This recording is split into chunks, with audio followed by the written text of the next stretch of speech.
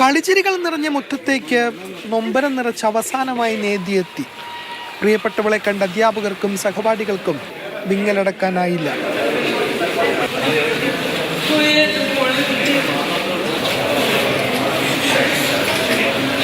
നേദ്യ പഠിച്ച് കുറുമാത്തൂർ ചിന്മയ വിദ്യാലയത്തിൽ അരമണിക്കൂർ നീണ്ട പൊതുദർശനം. പിന്നീട് മൃതദേഹം വീട്ടിലേക്ക് എത്തിച്ചു.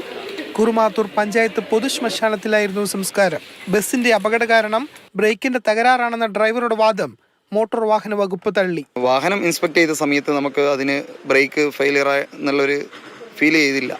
വണ്ടിയുടെ മറ്റേ എഞ്ചിൻ ഫൗണ്ടേഷൻ കംപ്ലൈൻ്റ് ആയത് കാരണം വണ്ടി സ്റ്റാർട്ട് ചെയ്യാൻ പറ്റിയില്ല. അത് കാരണം നമുക്ക് കൂടുതൽ വണ്ടി ഓടിച്ചു നോക്കിക്കഴിഞ്ഞാൽ ബ്രേക്കിന് എത്രത്തോളം കംപ്ലൈൻ്റ് ഉള്ളതെന്ന് മനസ്സിലാവുള്ളൂ.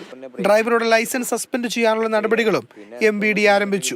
അശ്രദ്ധമായി വാഹനം ഓടിച്ചതിന് ഡ്രൈവർക്കെതിരെ ശ്രീകണ്ഠാപുരം പോലീസ് മനഃപൂർവ്വമല്ലാത്ത നരഹത്യക്ക് കേസെടുത്തു. അപകട സമയം മൊബൈൽ ഫോൺ ഉപയോഗിച്ചെന്ന സംശയത്തിന്റെ അടിസ്ഥാനത്തിൽ ഡ്രൈവർ നിസാമുദ്ദീന്റെ ഫോണും പോലീസ് കസ്റ്റഡിയിലെടുത്തു. മാതൃഭൂമി ന്യൂസ്, കണ്ണൂർ.